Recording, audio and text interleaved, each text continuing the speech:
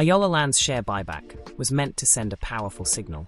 Nearly 28 billion pesos deployed, over a billion shares repurchased. The kind of move textbook finance says should inspire confidence. Yet, the market's response remains cold.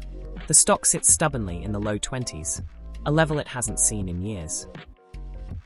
This disconnect speaks volumes. It's not about doubting management's intent. It's about questioning whether the company's earnings can withstand a tougher, higher-rate real estate cycle.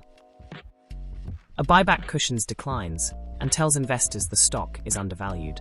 But it's not a magic wand. Ayala Land's latest filings paint a more complicated picture. Growth is uneven, financing costs are rising, and cash is stretched across competing demands. Look at the revenue. Steady leasing income from malls and offices anchors the business, but declines in international, industrial, and services segments reveal softer demand.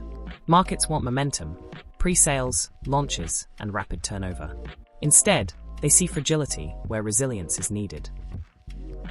Then there's the cost of capital. Interest charges climbed 11% year-on-year.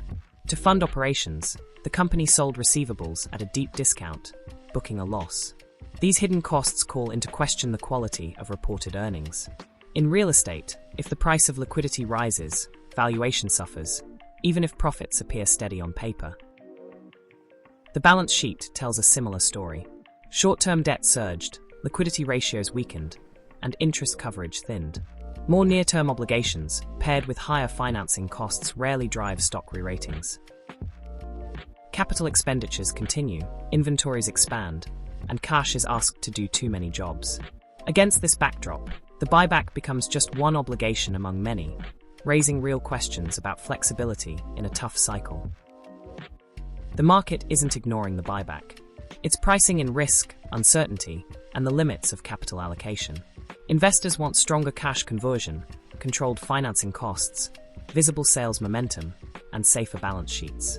Until these fundamentals improve, a buyback alone cannot shift sentiment. The message is clear. Confidence from management is welcome, but markets reward results.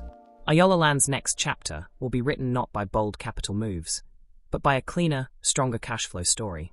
Only then might the buyback fulfill its promise.